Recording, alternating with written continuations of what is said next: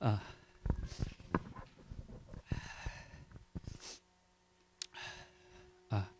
반갑습니다. 오늘 또 이렇게 말씀을 나누게 되었는데 몰랐는데 반가운 얼굴 군인들이 두 명이나 있네요. 오늘 제가 예배 전에 누구라 밝힐 수 없지만 한 형제가 저에게 형 오늘 최대한 빨리 설교 끝내라고 했는데 미안하지만 약속을 지키지 못할 것 같습니다. 어쨌든 열심히 한번 전해 보겠습니다. 제가 오늘부터 여러분들하고 함께 나누고 싶은 말씀은 신약 성경의 히브리서라는 책입니다. 히브리서. 여러분들 갖고 계시는 그 신약 성경을 잘 보시면 이렇게 구성이 되어 있습니다. 한 장 넘겨주시면 예수님의 생애를 기록하고 있는 복음서 마태, 마가, 누가, 요한 복음이 있고요. 그리고 그 이후에 있었던 이야기들, 특별히 예수님의 승천 이후에 사도들의 행적을 기록하고 있는 사도행전이 있습니다. 그리고 성경의 마지막에는 여러분 잘 아시는 것처럼 요한계시록이란 책이 위치하고 있는데요. 제가 방금 언급했던 이 6권의 책들을 제외하면 신약의 나머지 21권의 책은 전부 다 편지들입니다. 편지들. 그래서 우리가 갖고 있는 이 신약 성경의 거의 대부분 절반 이상은 편지로 구성되어 있습니다. 그리고 이 신약의 편지들은 크게 두 가지로 분류할 수 있습니다. 첫 번째는 사도 바울이 기록했다고 여겨지는 바울 서신이 있고요. 두 번째는 바울이 아닌 그 외의 사람들이 기록한 일반 서신 혹은 공동 서신 이렇게 분류할 수 있습니다. 크게 이렇게 두 가지로 분류하는데 바울 서신의 특징은 무엇일까요? 바울이 쓴 편지들의 특징 아실까요? 바로 그 편지를 받은 수신자들이 누구였는지 제법 선명하게 드러난다라는 겁니다. 그래서 바울이 쓴 편지들을 잘 보시면 그 편지의 이름이 다 수신자들로 되어 있습니다. 받은 사람들. 예를 들면 로마서, 로마인들에게 쓰는 편지, 디도서, 디도에게 쓰는 편지, 고린도전서, 고린도 교회 교인들에게 보내는 편지. 그래서 그 받는 사람들을 편지의 이름으로 갖고 있다. 이게 바울 서신의 특징입니다. 그에 반해 일반 서신 혹은 공동 서신 같은 경우에는 특정한 대상에게 쓴 편지가 아니라 그냥 일반적인 교회 공동체 모두에게 그 모두를 대상으로 쓰여졌다고 여겨지기 때문에 보통은 저자의 이름이 받는 사람이 아니라 저자의 이름이 곧 그 편지의 이름이 됩니다. 예를 들면 베드로전서, 베드로가 쓴 편지, 야고보서, 야고보가 쓴 편지, 요한 1서, 요한이 쓴 편지. 정리하면 바울 서신의 특징은 수신자가 받는 사람이 그 편지의 이름이다. 반대로 일반 서신의 특징은 기록한 자, 보낸 사람이 그 편지의 이름이다. 쉽죠? 그런 의미에서 이 히브리서는 좀 특이합니다. 히브리서. 현존하는 그 히브리서 모든 사본들의 표제, 그 제목은 히브리인들에게 이렇게 되어 있습니다. 히브리인들에게. 즉 유대인들에게 보내는 편지라고 할 수 있겠죠. 이렇게 히브리인들에게, 그러니까 이렇게 받는 사람이 편지의 이름으로 설정되어 있다 하는 점에서 초대교회 성도들은 이 히브리서를 바울이 쓴 편지로 생각했구나 하는 것을 알 수 있습니다. 전통적으로 이 히브리서의 저자는 바울로 여겨져 왔었습니다. 그런 기록들이 곳곳에 있는데요. 하지만 최근 학계에서 제시되고 있는 가장 보편적인 견해는 이거 바울이 쓴 거 아니다. 이 히브리서의 저자 누구인지 우리 사실 알 수 없다. 이게 학자들의 일반적인 견해입니다. 바울의 편지가 아니라고 주장하는 이유가 몇 가지 있습니다. 첫 번째는 우리가 그 바울 서신을 잘 보시면 사도 바울은 늘 그 편지의 저자가 자신이라는 것을 서두에서 좀 강조합니다. 그렇죠? 하나님의 사도된 나 바울이 누구누구에게 이런 것들이 늘 바울 서신에서 등장하죠. 자기 이름을 언급하는 건데요. 그에 반해서 히브리서라는 편지의 서두에 바울이라는 이름이 이제 언급되지 않는다는 것. 이게 첫 번째 이유고요. 두 번째는 히브리서의 문체입니다. 히브리서에 사용되고 있는 이 그리스어 문체랑 바울이 자신의 글에서 사용하고 있던 그 바울 서신의 그리스어 문체가 아주 확연하게 다르더라. 이게 학자들의 견해 중 하나입니다. 세 번째는 히브리서의 신학입니다. 사도 바울이 중요하게 여기는 신학적 강조점들이 몇 개 있습니다. 첫 번째는 이신칭이 믿음으로 의롭게 된다. 두 번째는 그리스도와의 연합, 그리스도 안에서 이런 표현들이 바울 서신에 자주 등장하거든요. 세 번째는 성령의 역사, 성령의 열매라던가 은사, 사도 바울은 이런 것들을 강조하죠. 그에 반해서 이 히브리서에는 이 바울의 신학적 강조점들이 잘 등장하지 않네. 야, 이거 바울이 쓴 거 아닌 것 같다. 이런 견해가 이제 대세이죠. 그리고 마지막은 네 번째는 이겁니다. 한번 다음 장 봐주시면 바울 같은 경우에는 자기가 전하는 복음이 예수님께 직접 들은 거라고, 그러니까 자기의 사도성을 강조하는 거죠. 사람한테 받은 게 아니라 나 예수님께 복음 직접 들었어라고 주장을 하거든요. 그에 반해 이 히브리서 저자는 좀 다릅니다. 2장 3절 제가 한번 보겠습니다. 이 구원은 주님께서 처음 말씀하신 것이요 그것을 들은 사람들이 우리에게 확증하여 준 것입니다.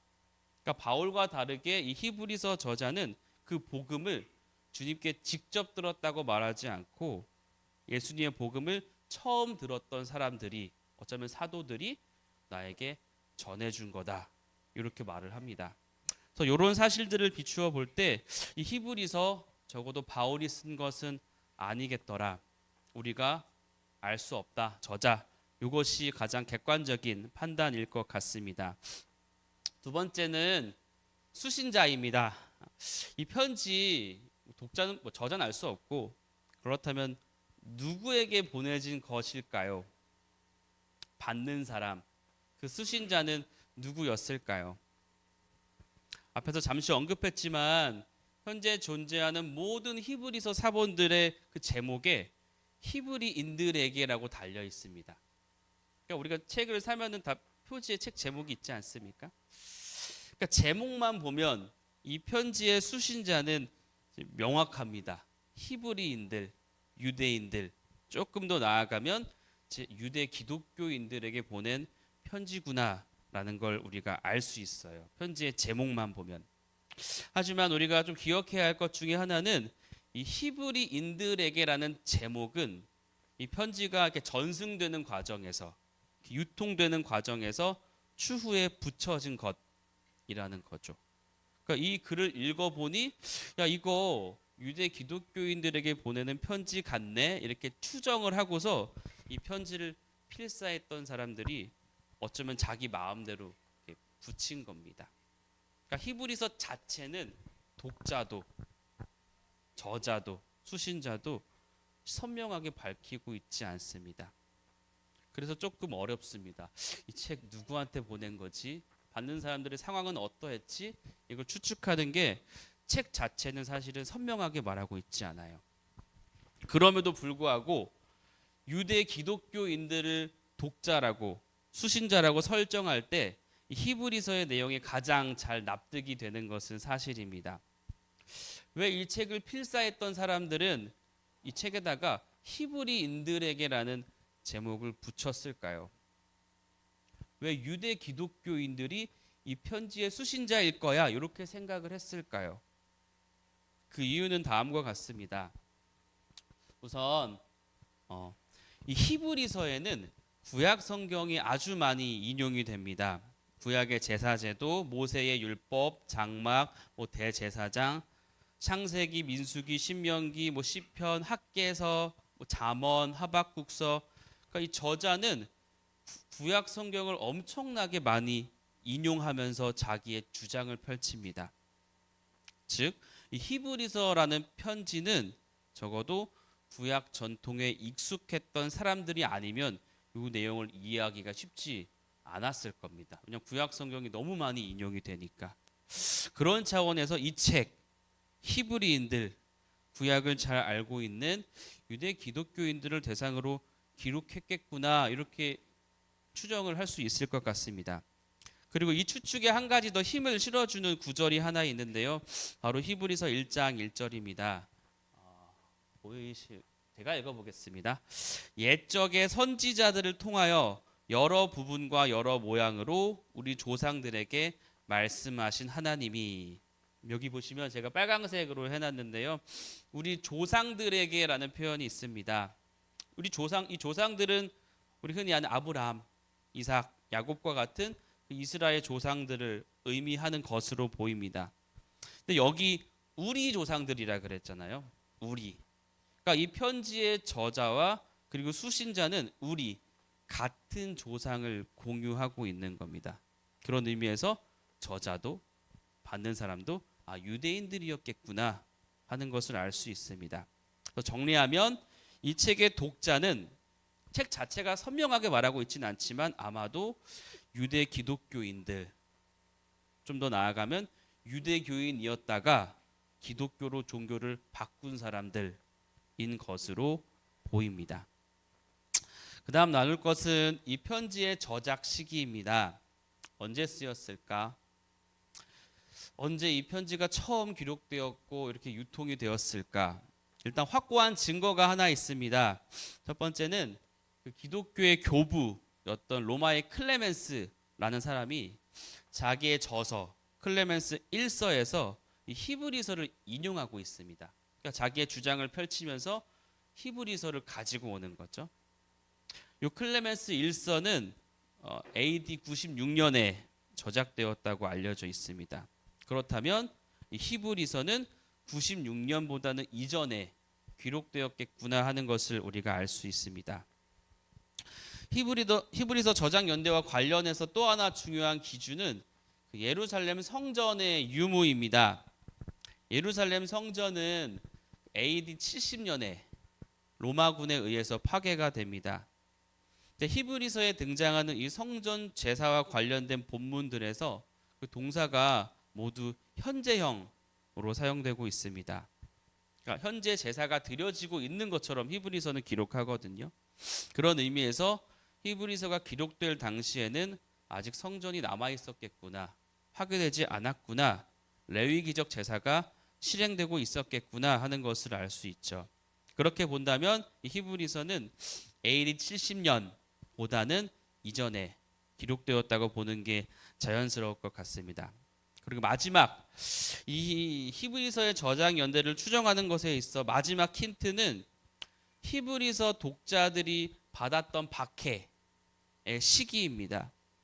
이 저자는 히브리서 독자들에게, 수신자들에게 이 책에서 이렇게 말을 하거든요. 너희가 과거에 박해를 받았었다. 그 과정에서 재산도 빼앗겼다. 하지만 그 박해는 피를 흘릴 정도는 아니었다. 이런 말들을 합니다. 그렇다면 이들이 박해를 받은 시기 언제였을까? 그 당시 1세기 로마에서 조직적이고도 공식적으로 일어났던 기독교 박해는 총 3가지였습니다. 그 중에 2개가 중요한데요. 첫 번째는 49년, AD 49년에 있었던 클라우디우스 황제의 박해입니다. 두 번째는 64년에 있었던 우리 잘 알고 있는 네로 황제의 박해이죠. 이 2개의 박해 사건 중에 히브리서와 좀 더 잘 들어맞는 것은 49년에 있었던 사건으로 보입니다. 왜냐하면 64년에 있었던 그 네로 황제의 박해에서는 생명을 빼앗기는, 그러니까 순교자들이 많이 발생했었거든요. 근데 히브리서는 피를 흘릴 정도는 아니었다, 그 박해가, 이렇게 말을 하고 있죠. 그리고 또 하나, 사도행전 18장에 이런 기록이 있습니다. 제가 한번 보겠습니다. 여기 밑에 있긴 한데요. 글라우디오가 모든 유대인을 명하여 로마에서 떠나라 한 고로. 여기 보시면 글라우디오, 앞에서 말한 클라우디스 황제인데요. 이 클라우디스 황제가 로마에서 유대인들을 강제로 추방시킵니다. 그러니까 추방이 되면서 아마 재산도 함께 빼앗겼을 것으로 추정을 하는데요. 그렇다면 이 히브리서 10장에 등장하는 재산을 빼앗겼던 박해 사건과 자연스럽게 연결이 됩니다. 더 정리하면 히브리서의 저작 시기는 AD 49년에서 64년 사이로 우리가 추정할 수 있을 것 같습니다. 또 하나 나누고 싶은 것, 오늘은 좀 개론이 길 것 같은데요. 바로 이 책의 장르입니다. 장르. 잠시만요.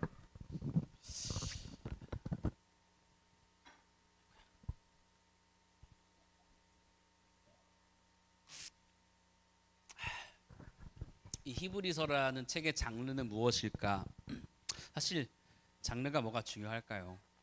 몰라도 될 것 같습니다.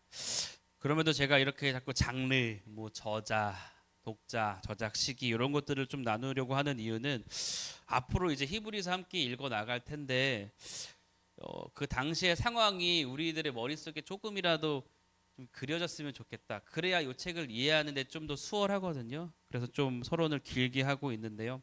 이 히브리서의 장르, 이 히브리서는 편지가 맞을까요? 여러분, 편지의 특징은 무엇일까요? 보내는 이와 받는 이가 있다는 사실입니다. 다른 서신서들의 서두를 보면 보통 이렇게 기록이 되어 있습니다. 한번 한 장 넘겨주시면 제가 빨리 읽어보겠습니다. 고린도 후서. 바울과 형제 디모데는 고린도에 있는 하나님의 교회와 온 아가야에 있는 모든 성도에게 은혜와 평강이 있기를 원하노라. 갈라디아서. 사도된 바울은 갈라디아 여러 교회에게 은혜와 평강이 있기를 원하노라. 디모데전서. 예수의 사도된 바울은 디모데에게 편지하노니 은혜와 긍휼과 평강이 너에게 있을지어다. 이렇듯 편지는 보내는 자와 수신자가 명확하게 드러납니다. 또한 평강, 은혜와 같은 단어들 사용하면서 어떤 축복의 인사, 기도 같은 것들을 덧붙이죠. 이게 일반적인 서신서의 구조입니다. 하지만 히브리서는 이 서신서의 구조를 따라가지 않습니다. 바로 설교를 탁 시작해 버리거든요. 하지만 히브리서의 마지막 끝나는 부분은 보통의 서신서들과 되게 흡사합니다. 안부 인사, 축복, 기도 부탁 이런 것들이 마지막에 언급이 돼요. 그래서 히브리서는 좀 특이합니다. 시작은 편지 같지가 않은데 마지막은 또 편지 같네 이런 거죠. 베르거라는 학자는 히브리서를 편지라고 부르는 것에 대해 의문을 제기합니다. 이거 편지 아니고 설교다라는 건데요. 저도 여기에 좀 동의하는 편입니다. 그 이유는 히브리서 13장 22절에 이런 기록이 있습니다. 이거 한번 보이시면 같이 읽어볼까요? 여기 형제들아인데요. 같이 한번 읽어보겠습니다. 시작. 권면의 말을 용납하라. 단이 너희에게 썼느니라. 아멘. 감사합니다. 여기 보시면 권면의 말이라는 표현이 있습니다. 권면의 말. 이 단어는 당시 유대교 문헌들에서 자주 등장하고 그리고 사도행전 13장에서도 나타나는 단어이거든요. 의미는 이렇습니다. 권면의 말, 즉 회당에서의 설교를 이런 단어로 썼다고 합니다. 즉 이 서신서의 저자는 자신의 글을 설교로 여기고 있구나라는 거죠. 이 권면의 말, 우리가 흔히 회당에서 하는 그 설교랑 똑같아. 이 글은 그런 글이야라고 저자는 그렇게 말을 합니다. 즉 우리가 앞으로 이제 이 히브리서를 읽어 나갈 때 그 무엇보다 주목해야 할 것은 무엇이냐면 바로 이 저자가 독자들에게 명령을 할 때입니다. 너희들 이렇게 살아야 해. 너희 이러면 안 된다. 너희 저렇게 살아야 해. 이렇게 명령을 하는 본문들이 곳곳에 있거든요. 이게 중요합니다. 그러니까 이 히브리서는 신학적인 논증 그리고 그것을 근거로 한 명령, 권면 이런 구조로 이루어져 있습니다. 그러니까 저자가 왜 이렇게 구약 성경들을 많이 인용하면서 자기의 신학을 펼칠까? 독자들에게 무언가를 명령하고 싶어서, 권면하고 싶어서. 그래서 앞으로 히브리서 읽어 나가실 때 이렇게 명령하는 챕터, 권면하는 부분을 좀 주의해서 보시면 좋을 것 같습니다. 그게 이 저자의 약간 스탠스 입장이죠. 마지막으로 하나만 더 보려고 합니다. 바로 수신자들의 상황입니다. 상황. 이 히브리서에서 우리가 앞으로 읽어 나가겠지만 반복적으로 등장하는 표현들이 있습니다. 바로 대조, 그러니까 두 가지를 놓고 비교하는 것입니다. 히브리서 저자는 구약의 전통, 모세의 율법, 대제사장, 장막, 제사제도 이런 것들과 예수 그리스도를 서로 끊임없이 비교하면서 자신의 논점을 펼쳐갑니다. 즉, 이 구약의 옛 전통보다 예수 그리스도를 통해 주어지는 새 언약이 더 좋다, 더 우월하다, 이 그리스도를 강조하는 이런 표현들이 반복해서 나오죠. 우리가 여기서 주목할 것 중에 하나는 왜 이 히브리서 저자는 자꾸 과거의 것, 이 구약의 전통과 예수 그리스도를 비교하고 있을까입니다. 왜 과거의 것과 예수를 비교할까? 앞에서 잠시 언급했지만 이 편지의 수신자들은 유대 기독교인들일 것으로 보입니다. 그렇다면 이 유대교에서 기독교로 종교를 바꾼, 개종한 이 사람들이 처한 당시의 상황은 어떠했을까? 가 매우 중요합니다. 이 히브리서를 이해하는데 초대교회 당시 로마 제국 내에서 유대교인들은 그들의 종교적 전통을 어느 정도 인정을 받아서 합법적인 종교인으로, 그러니까 비교적 안정된 지위를 누렸던 것으로 보입니다. 그런데 그런 유대인들 중에 갑자기 누군가 나 예수를 믿겠다라고 했을 때 예수를 하나님처럼 섬기는 태도는 사실 유대교의 유일신 사상에 도전하는 신성 모독이기도 했습니다. 즉 유대인이었다가 기독교로 개종했을 때 그가 동료 유대인들에게 혹은 가족으로부터 받았을 핍박은 충분히 우리가 예상이 가능하죠. 특히 사도행전을 보시면 초대교회가 유대교로부터 당했던 핍박이 매우 극렬했음을 우리 발견할 수 있습니다. 제가 성경 구절 좀 가져왔는데요. 사도들이 당한 투옥과 신문, 스데반이 순교하기도 하고 사울도 열정적인 유대교인이었을 때 그리스도인들을 핍박했고, 그리고 사도 바울 또한 선교 여행 중에 유대교인들에게 순환을 당하죠. 그러니까 유대교에서 기독교로 회심한 사람들이 동료 유대인들에게 받았던 핍박은 너무나 강했고 그로 인해 다시 유대교로 돌아가려는 그런 유혹이 이 히브리서 수신자들에게 있었던 것으로 보입니다. 그리고 또 하나, 로마 제국에서 예수님을 주님으로 섬긴다는 것은 사실 매우 위험한 것이기도 했습니다. 기독교인들이 그 예수님을 부르던 호칭 주님, 롤드죠, 롤드. 정치적인 문맥에서 로마의 황제 가이사를 지칭하는 표현이기도 했습니다. 즉 로마라는 나라에서 하나님 나라를 주장하며 황제가 아닌 예수를 주님으로 부른다. 이거 사실 매우 위험한 것이었죠. 그래서 이런 것들을 볼 때 유대인으로서 예수를 따른다는 것은 여러 가지 면에서 매우 힘겨운 것이었고 그 안정적인 유대교로 어려움이 없던 그 합법적인 종교인 시절로 돌아가고 싶었던 그 유혹이 이 수신자들에게, 독자들에게 있었던 것으로 보입니다. 그리고 히브리서 저자는 그들에게 끊임없이 말하죠. 너희가 돌아가고 싶은 그 유대교, 그 구약의 옛 전통, 제사, 모세의 율법 이런 것보다 아니다. 예수가 더 우월하다. 거기로 돌아가면 안 된다.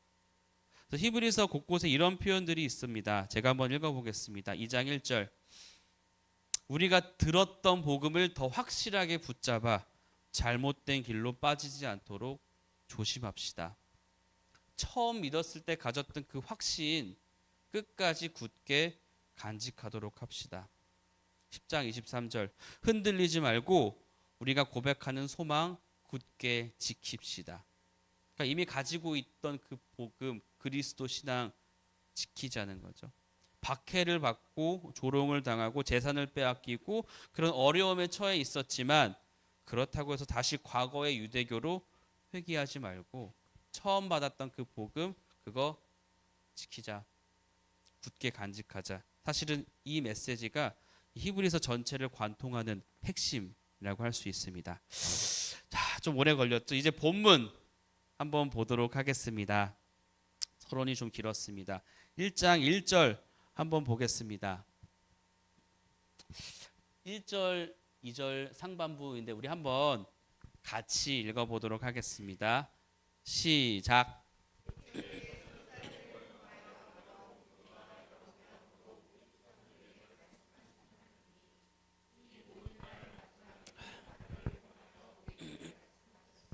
감사합니다. 1절과 2절은 그 구약의 선지자들과 아들이신 예수 그리스도를 서로 비교 대조하고 있는 본문입니다. 1절 옛적에 이것과 대조해서 2절 이 모든 날 마지막에 서로 비교하고 있고요. 1절 선지자들을 통하여 그에 반해 2절 아들을 통해서 비교하고 있죠. 1절 우리 조상들에게 하나님이 말씀하심. 그에 반해 2절은 이제 우리에게 하나님이 말씀하심. 서로 비교하고 있습니다. 과거의 계시와 지금 그리스도를 통해 주어진 계시 서로를 비교하는데요. 옛날에 선지자들을 통해 우리 조상들에게 말씀하신 그 하나님의 계시의 특징은 무엇일까요? 옛 계시의 특징. 여기 나와 있지만 여러 부분과 여러 모양으로입니다. 여러 부분과 여러 모양으로. 쉽게 말하면 이런 거죠. 여러 번에 걸쳐서 다양한 방법으로 하나님께서 말씀하셨다. 여러 번, 다양한 방법. 여러분, 이 여러 번이라는 표현 들으면 어떤 생각이 드실까요? 여러 번 말한다. 강조. 제가 요즘 나이가 이제 30대 후반인데 아직도 저희 어머니에게 어제도 들었던 그 잔소리, 반복해서 듣는 잔소리가 하나 있습니다. 뭘까요? 그러고 오늘 호준 집사님께서도 제 배를 만지면서 얘기하셨는데 밤에 그만 먹어라. 어제도 사실 늦게까지 준비하면서 배가 고팠습니다. 제가 매우 자주 여러 번 듣는 그 잔소리거든요. 그만 먹어라 밤에. 여러분 사실 잔소리는 한 번 했을 때 딱 들어야 됩니다. 한 방에 끝나야 제일 좋거든요. 한 방에. 여기 1장 1절에서는 하나님께서 여러 번 말씀하셨다라고 합니다. 여러 번. 우리가 앞으로 살펴보겠지만 이 히브리서에서 여럿, 복수라는 개념은 불완전성을 내포하고 있습니다. 많은 제사장, 많은 제사, 여러 번에 걸친 계시, 이 복수는 그 목적한 것이 완전히 이루어지지 않았음을, 그래서 반복해야 함을 의미하지요. 그렇다고 해서 옛적에 여러 번 주어진 그 하나님의 계시가 뭔가 문제가 있는 불충분한 계시라고 볼 수는 없을 것 같습니다. 왜냐하면 하나님의 계시 자체는 문제가 없죠. 하나님께서 많은 선지자들을 통해서 시대마다 보내셔서 그 시대가 이해할 수 있는 하나님의 뜻을 하나님께서는 온전하게 완벽하게 드러내십니다. 하나님의 계시 그 메시지 자체는 사실 문제가 없는데 그럼에도 불구하고 히브리서는 이 옛적의 계시가 여러 번에 걸쳐 반복되었다는 사실을 통해서 어떤 문제점을 여기서 암시하고 있습니다. 아마도 그것은 하나님의 계시가 문제라기보다는 그 계시를 담당했던 선지자들, 그들의 어떤 인간적인 차원에서의 한계를 이렇게 여러 번을 통해서 드러내는 것 같습니다. 즉 정리하면 하나님의 계시 자체는 문제가 없었으나 선지자들과 예수를 비교하면서 그 선지자들의 한계와 예수의 우월함을 비교하면서 예수 그리스도를 통해 주어진 계시가 더 완전하다, 우월하다 이렇게 주장하는 것으로 보입니다. 2절 보시면 이 모든 날 마지막 날에 마지막에 아들을 통해서 하나님께서 말씀하십니다. 여기 모든 날 마지막에는 이런 의미입니다. 저 옛날부터 하나님께서 옛적 계시 쭉 말씀해 오셨는데 이 계시의 역사 마지막에 아들을 통해서 말씀하셨다라는 겁니다. 즉, 이 아들 예수 그리스도를 통해 주어진 요 계시는 완전하고 최종적이다. 이제 끝. 더 이상 잔소리 필요 없음. 그러니까 예수 그리스도를 통해 주어진 계시 이걸로 충분하다. 다른 거 더 필요 없다. 이런 의미이죠. 그래서 정리하면 여기 1절과 2절 상반부는 선지자들과 아들이신 예수 그리스도를 비교하면서 예수를 통해 주어진 계시의 우월성을 이야기하고 있습니다. 그리고 2절 하반부부터 3절까지는 그럼 이 아들이신 그리스도는 뭐가 다르지? 어떤 분이지?를 이제 소개하는데요. 한번 보겠습니다. 일단 우리 2, 3 한번 같이 읽어보겠습니다. 시작.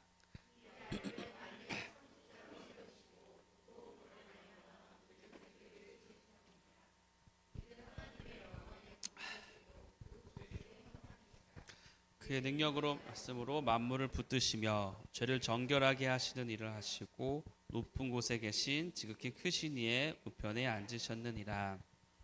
아멘. 감사합니다. 여기서 저자는 예수님을 이제 소개할 건데 가장 먼저 만물, 자연 세계와 예수님과의 관계를 먼저 설명합니다. 사실 우리 인간은 이 자연 세계 안에서 그것에 영향을 받으며 어찌 보면 그 자연에 종속되어 살아갑니다. 자연은 매우 강력한, 사실 우리가 통제하기 쉽지 않은 그런 대상이기도 하지요. 그리고 고대인들은 더 그렇게 느꼈을 것으로 보입니다. 통제 불가능한 자연. 근데 여기서 저자는 이 자연 세계와 그리스도의 관계를 설정함으로써 예수님이 어떤 분이신지 소개합니다. 첫 번째, 아들은 만물의 상속자입니다.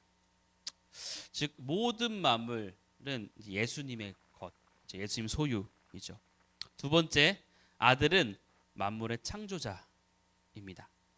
그리고 세 번째, 아들은 말씀으로 만물을 붙드시며 죄를 정결하게 하시는 분입니다. 이 세 가지를 이야기하고 있거든요. 어떤 의미일까 모르겠습니다. 저는 여기서부터는 저의 해석인데요.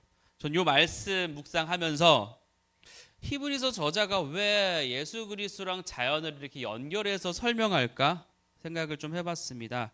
아마도 이것 같습니다. 저 개인적 해석이니까 뭐 부정하셔도 되고요. 같이 따라오셔도 되고 이런 것 같습니다. 아들이신 예수 그리스도는 만물을 창조하셨고 그 만물이 계속 안정적으로 유지되도록 말씀으로 붙드시는 분. 이 만물의 주인은 창조하셨기 때문에 그 주인도 예수 그리스도. 그렇기 때문에 그 만물의 이 자연 세계에 어떤 결함이나 문제가 발생했을 때 가장 적극적으로 가장 완벽하게 그 문제를 해결하시는 분은 그것의 소유자, 그 죄의 문제를 정결케 하시는 분은 예수 그리스도이시다. 왜? 예수의 것이니까. 전 이렇게 해석을 했습니다. 내가 어떤 물건을 갖고 있는데 이 고장 나면은 제가 고쳐야죠. 제 거니까. 그러니까 쉽게 말해서 방금 말했던 것처럼 자기 물건 자기가 고쳐야 하는 것처럼 이 만물에 이 세상에 어떤 죄의 문제가 결함이 발생했을 때 그것을 가장 적극적이면서도 완벽하게 해결하시는 분은 그곳의 주인이신 예수 그리스도다. 저는 이렇게 이해했습니다. 앞에서 잠깐 살펴봤던 것처럼 이 편지는 구약의 옛 전통으로 돌아가려는 유대 그리스도인들을 향한 설교입니다. 그들이 과거에 그렇게 중요하게 여겼던 것, 구약의 제사제도, 제사장들이 성전에서 동물을 죽여서 그 죄를 없애는 것, 그런 방식으로 다시 돌아가려는 그들에게 그거 아니다. 그 레위기적 제사 말고 창조주이시며 자기가 소유한 만물을 돌보시고 붙들고 계시는 예수 그리스도만이 죄를 정결케 하는 그 문제를 해결하는 가장 유일한 해답이다라고 저자가 여기서 주장하는 것으로 보입니다.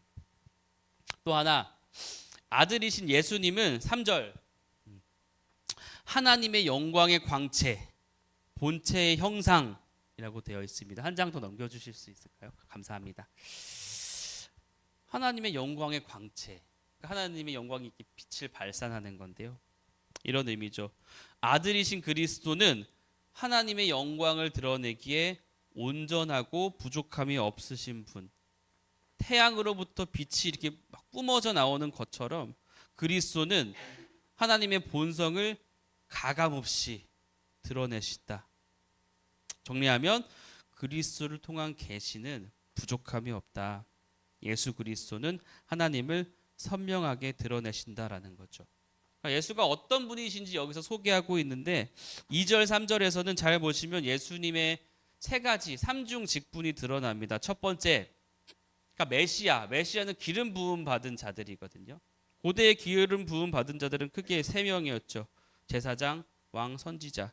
근데 여기에 그 메시아의 삼중직이 같이 드러납니다. 첫 번째, 하나님의 영광을 온전하게 드러내서 최종적인 계시를 우리에게 제공하는 선지자로서의 예수님. 두 번째, 우리의 죄를 정결케 하시는 제사장으로서의 예수. 그리고 세 번째, 하나님 우편에 앉아 계시는 왕. 선지자이시며 제사장이시며 왕이신 그리스도의 이 삼중직을 여기서 또 소개하고 있습니다. 예수는 이러한 존재이거든요. 창조주이시며 만물의 소유자이시며 왕이시며 우리의 죄를 정결케 하시며 이런 것들. 자, 한번 4절 5절 보도록 하겠습니다. 여기부터는 예수님하고 천사를 비교하는 구절이거든요. 이것도 죄송하지만 같이 한번 읽어보겠습니다. 그가 읽어볼게요. 시작.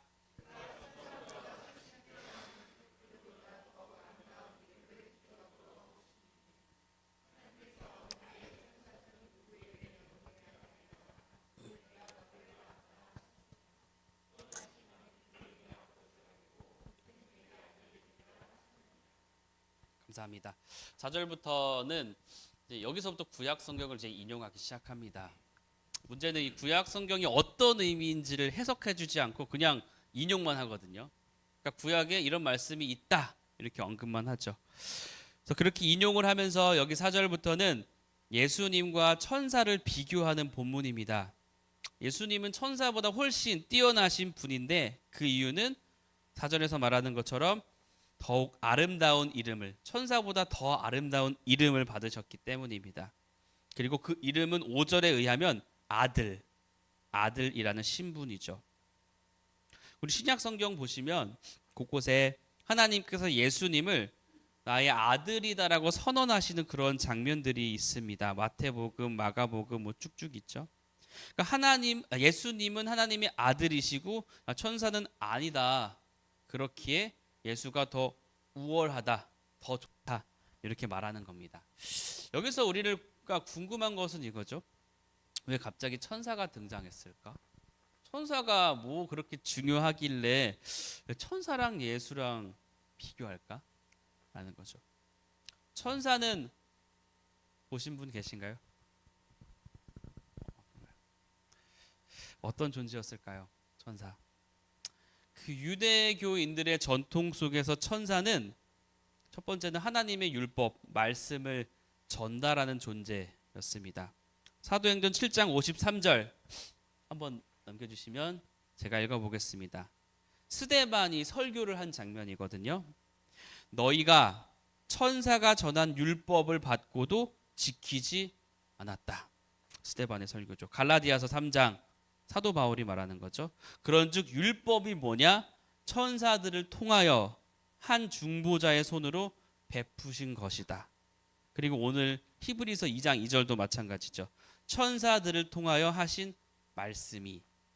그러니까 이 유대교인들의 전통 속에서 천사는 첫 번째는 하나님의 말씀을 전달하는 존재입니다. 그리고 모세의 율법도 천사가 모세에게 전달해 준 것이라는 그런 사상을 유대인들은 갖고 있었습니다. 엄청난 존재죠. 계시의 전달자, 하나님의 말씀을 전달하는 존재. 그리고 당시 이집트의 알렉산드리아라는 도시에 유대인들이 꽤나 많이 살고 있었는데요. 거기 이제 유대교인들의 문헌 속을 살펴보니 천사를 메시아와 같은 존재로, 그렇게 천사를 숭배하는 그런 기록들이 유대 문헌에서 발견이 됩니다. 그리고 우리 신약 성경도 사실 마찬가지거든요. 천사는 계시록에 보면은 하나님의 명령을 시행하는 존재, 하나님의 계시를 전달하는 존재.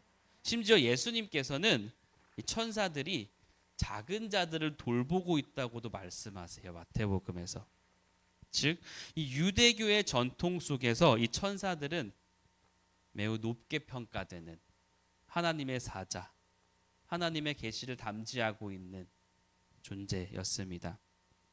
그런데 여기서 히브리서 저자가 이제 이 천사들과 예수를 대조하면서 예수의 우월성을 소개하고 있는 겁니다. 예수가 더 우월하다. 너희가 그렇게 높게 평가하고 숭배하는 그 천사보다 예수가 더 좋다, 더 낫다. 왜요? 하나님께서는 천사들에게 야, 너희가 내 아들이야 라고 선언하신 적이 없으니까.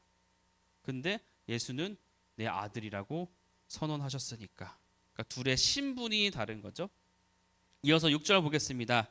제가 읽어보겠습니다. 또 그가, 하나님이 그인데요, 그가 맏 아들을 이끌어 세상에 다시 들어오게 하실 때에 하나님의 모든 천사들은 그에게 경배할지어다 말씀하시며, 또 구약 성경 인용하고 있습니다. 이런 거죠. 하나님의 말씀을 보니 하나님께서 맏 아들을, 첫 번째 아들을 세상에 다시 들어오게 하실 때 천사들한테 야, 그에게 경배해라. 구약이 이렇게 써져 있다라는 겁니다. 여기서 맏 아들은 예수님을 의미하겠죠. 즉 예수 그리스도는 천사들이 경배해야 할 존재이다. 천사들보다 더 우월하다라는 것을 여기서 말하고 있습니다. 이어서 7절 보겠습니다. 7절 8절 우리 한번 같이 읽어보겠습니다. 시작.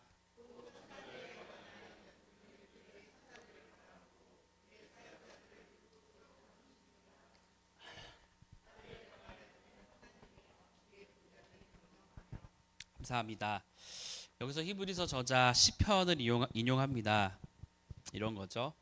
시편 말씀에 보니까, 그러니까 너희들이 중요하게 여기는 그 구약 시편 말씀 보니까 하나님은 그의 천사들을 바람으로, 불꽃으로 삼으신다라는 겁니다.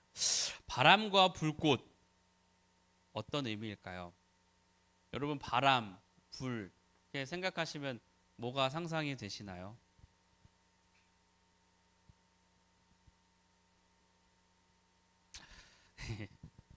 답을 안 하실 거라 생각했습니다. 바람, 불 사실 강력하지 않습니까? 우리 얼마 전에도 안타깝지만 큰 산불도 있었잖아요. 바람과 불은 때로는 저항할 수 없을 정도로 매우 강력한 힘을 상징합니다. 하지만 동시에 바람과 불은, 불꽃은 쉽게 사라져 버리는 것들이기도 합니다. 저자가 여기서 강조하는 것은 천사들은 바람과 불꽃처럼 가변적인, 일시적인, 쉽게 사라져버리는, 덧없는 그런 존재다. 그에 반해 예수님은 어떻죠? 8절 그리스도는 영원하다, 영존하다. 10절 이하에서도 이렇게 말합니다. 주여 태초에 주께서 땅에 기초를 두셨으며 하늘도 주의 손으로 지으신 바라. 그것들은 멸망할 것이나 주는 영존할 것이요 그것들은 다 옷과 같이 낡아지리니 그것들은 옷과 같이 변할 것이나 주는 여전하며 연대가 다함이 없으리라. 하늘과 땅 아주 견고한 것처럼 정말 우리 매일매일 보는 거잖아요. 자고 일어나도 또 여전히 거기에 있는 아주 견고한 것처럼 보이지만 그것들도 멸망할 거다. 옷과 같이 낡아지고 변할 거다. 하지만 12절 예수는 여전하며 연대가 다함이 없다. 예수는 영원하다라는 거죠. 즉 사라져 버릴 것들, 바람과 불꽃과 같은 그 천사들, 그 가변적이고 일시적인 것들에 너희의 삶의 기초를 두지 말고 영원한 것, 견고한 것에 너희들의 삶의 근거를 두어라 라고 말하는 겁니다. 이어서 13절 보겠습니다. 제가 읽어보겠습니다. 어느 때에 천사 중에 누구에게 내가 너의 원수로 내 발등상이 되게 하기까지 내 우편에 앉아 있으라 하셨느냐. 다시 한번 구약을 인용합니다. 하나님께서 언제 천사들한테 야, 내 우편에 오른쪽에 앉아 있어라고 말한 적 있냐? 이렇게 물어보는 거죠. 답은 아니다라는 거죠. 그런 적 없으시다. 아까 1장 3절에서 히브리서 저자는 이렇게 말했습니다. 예수는 지극히 크시니 하나님의 우편에 앉아 계시는 분. 그러니까 너희가 숭배하고 높게 평가하는 그 천사가 아니라 예수님이 하나님 우편에 앉아 계신다. 그 영광의 자리에 계신다. 서로를 비교하면서 또 예수의 우월성을 여기서 강조하고 있습니다. 14절 보겠습니다. 모든 천사들은 섬기는 영으로서 구원받을 상속자들을 위하여 섬기라고 보내심이 아니냐? 또 물어보죠. 앞에서 잠깐 언급했지만 천사들을 숭배하는, 천사를 되게 높게 평가하고 긍정적으로 바라봤던 그런 것들이 유대교 전통 속에 있었습니다. 근데 저자는 이제 말하는 거죠. 야, 왜 천사 숭배하냐? 오히려 그 천사들이 구원받을 상속자들, 그러니까 구원받은 너희들을 섬긴다라는 거죠. 너희가 숭배해야 될 게 아니라 그들이 오히려 너희를 섬겨야 해. 그러니까 여기서 저자가 생각하는 천사는 사실 그저 섬기는 존재, 바람과 불꽃과 같은 하나님의 그냥 사역자입니다. 이어서 2장 1절 보겠습니다. 여기 한번 같이 읽어보겠습니다. 시작.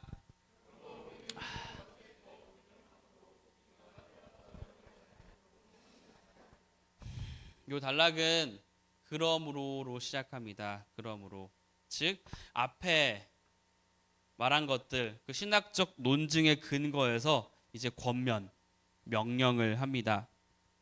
저자는 지금까지 1장에서 쭉 선지자들과 예수를 비교하면서, 천사들과 예수를 비교하면서 독자들로 하여금 그 영광스러우신 높으신 곳에 앉아 계시는 그리스도를 바라보도록 쭉 이렇게 이야기해 왔었거든요.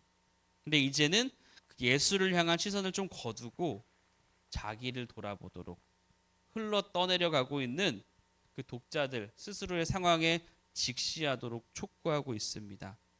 1절, 들은 것, 과거에 들었던 복음을 의미합니다. 그거 더욱 유념해라, 주의해라, 명심해라, 마음에 새겨라, 이런 거죠. 왜 과거에 들은 복음을 다시 주의해서 명심해서 보아야 할까요? 흘러 떠내려가지 않기 위해서. 흘러 떠내려가다 배가 상상되지 않습니까? 강, 바다에 있는 배. 배가 강에서 정박지로부터 떠내려가는 모습이 생각이 나는데, 떠내려가지 않기 위해서는 닻을 내려야 합니다. 안 그러면 흘러서 떠내려가죠. 그러니까 예수 그리스도의 복음, 그 영원한 것, 그 견고한 것을 붙잡아라, 이런 의미 같습니다. 이어서 2절 보겠습니다. 천사들을 통하여 하신 말씀이 견고하게 되어 모든 범죄함과 순종하지 아니함이 공정한 보응을 받았거든 우리가 이같이 큰 구원을 등한히 여기면 어찌 그 보응을 피하리요. 이 구원은 처음에 주로 말씀하신 바요 들은 자들이 우리에게 확증한 바니, 이런 의미입니다. 과거 구약 시대에 천사들을 통해 하나님께서 이스라엘 백성들에게 율법 주셨다. 근데 그 백성들이 그 말씀에 순종하지 않았고 결국 그에 상응하는 징벌을 받았다. 그렇다면 천사가 전한 율법을 어겼을 때도 심판을 받는데, 그렇다면 천사와 비교할 수 없는, 그보다 더 큰 아들을 통해 주어진 그 구원을 가볍게 여기면 얼마나 더 큰 형벌이 내려지겠는가 라는 거죠. 이어서 4절 보겠습니다.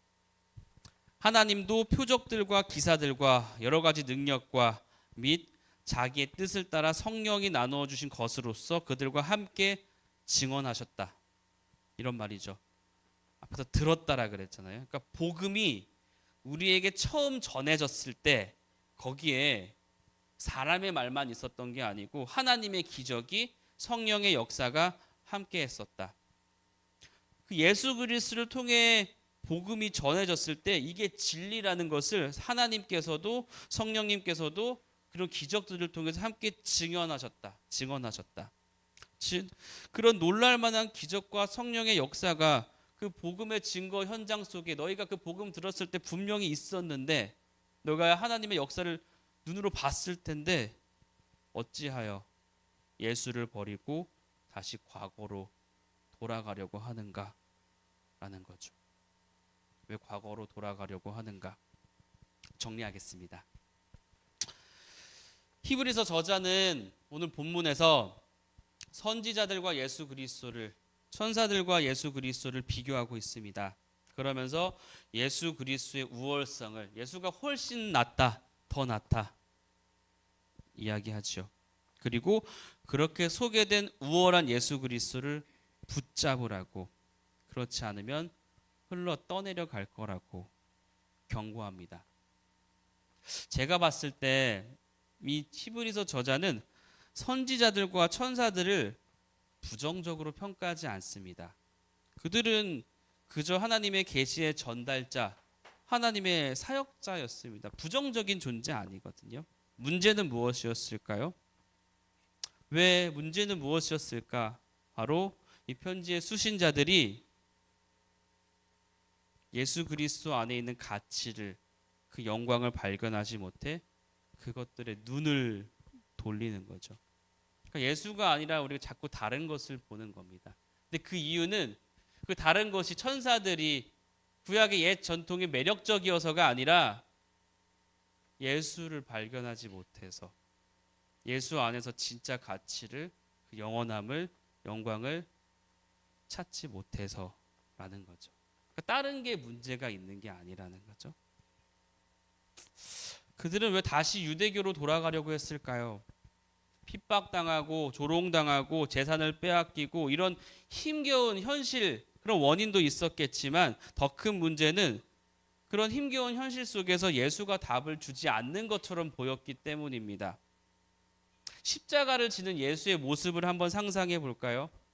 사실 겉으로 보기에 예수라는 인물은 우리 인류 역사 속에서 흔하게 쉽게 발견할 수 있는 그저 권력의 한 희생자 중에 한 명 같아 보입니다. 그런 사람 되게 많거든요, 역사적으로. 예수는 십자가에서 피를 흘리면서 고통 중에 소리쳤고 그저 머리를 숙이는 한 인간 스승에 불과했습니다. 겉으로 보기에는. 현실에서 예수는 그저 연약한, 십자가 앞에서 어떤 저항도 하지 못했던 천사보다 낮은 존재처럼 보였을 겁니다. 어쩌면 히브리서 독자들은 이런 것들을 바라고 있었는지도 모르겠습니다. 예수가 당했던 그런 비극적인 사건이 우리들의 현실에서는 일어나지 않기를. 그래서 비교적 안정적인 지위를 누릴 수 있었던 과거의 유대교로 돌아가려 했을 것으로 보입니다. 그들은 십자가의 피 흘림 없는 구원, 고통이 없이도, 고난이 없이도 지속할 수 있는 신앙생활을 기대했던 것으로 보입니다. 현재 예수 안에서 어떠한 답도, 평안도, 기쁨도, 만족도 발견할 수 없었기에 다시 과거로 돌아가려고 했던 그들에게 저자가 말하죠. 그렇지 않다. 너희가 돌아가려는 그것들보다 예수가 더 우월하다. 예수만이 답이다. 예수만 답이다. 여러분들의 현실 속에서 뭐 핍박이나 조롱이 있을지 모르겠지만 각자의 삶의 정황에서 예수님은 어떤 존재이실까요? 경배를 받아 마땅한 창조주이실까요? 우리에게 가장 시급하고 중요한 죄의 문제를 유일하게 해결해 줄, 그 죄를 정결케 하시는 그런 분이 맞나요? 예수가 정말 중요하신가요? 우리 이런 신앙 고백 많이 합니다. 예수 그리스도의 십자가 보혈로 나 구원받았다. 하나님의 자녀가 되었다. 그 사실, 그 명제 정말 믿으시나요? 그 하나님의 자녀가 되었다는 것이 감동스러우신가요? 아니면 그게 별로 감격이 없어서 자꾸 다른 쪽에 시선을 돌리고 있지는 않나요? 세상이 줄 수 없는 그 기쁨, 그 소망이 거기에 있으신가요? 사실 저는 그렇지 않습니다. 신앙생활을 지속하면서 예수 안에서 주어진 구원이라는 것이 사실 이제 별로 새삼스럽지 않습니다. 감동, 감격 사실 별로 없습니다. 메말라 버린 너무나 건조하고 빈곤한 전혀 뜨겁지도 않고 뭐 감사함도 많이 없고 그런 저의 신앙을 저는 되게 자주 목격합니다. 그래서 사실 이 히브리서를 가지고 왔습니다. 예수 한번 다시 만나보자. 그런 피상적인 관계가 아니라 나의 전인격이 오롯이 예수를 한번 마주해보자.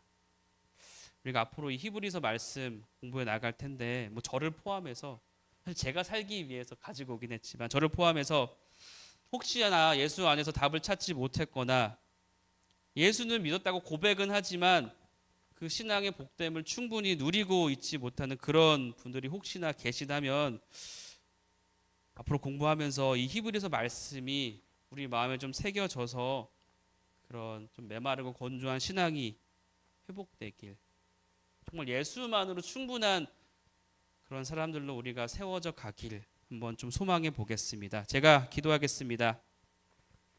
하나님 아버지 은혜를 감사합니다. 히브리서 말씀을 나눴습니다. 옛적부터 선지자들을 통해 쭉 꾸준히 말씀해 오신 그 하나님께서 이 마지막 날에 아들을 통해 우리에게 말씀하십니다. 그 아들 예수 그리스도는 하나님의 영광의 광채이시며 본체의 형상이십니다. 우리가 예수를 보면 당연히 하나님을 발견해야 하는데 그렇게 될 수 있도록 좀 인도해 주십시오. 우리의 시선이 하나님을 온전히 드러내시는 예수님을 오롯이 바르게 향할 수 있도록 인도해 주십시오. 이 세상의 그 어떤 이름보다 뛰어나신 그 예수의 이름을 찬양하게 하시고 우리의 삶의 모든 영역에서 예수님의 주권을 인정하며 그 앞에서 살아가는 우리가 되게 해 주십시오. 오늘 나눈 히브리서 말씀이 단순히 지식으로 예수는 그치 우월하지 더 뛰어나지 구원이지 하나의 정보로 머물지 않고 정말 우리의 삶의 변화로 이어지기를 소망합니다. 예수가 누구이신지 더 깊이 알아가고 그분의 은혜를 더 충분히 누리며 담대히 오늘을 살아내는 우리가 되기 원합니다. 감사합니다. 예수님의 이름으로 기도합니다. 아멘.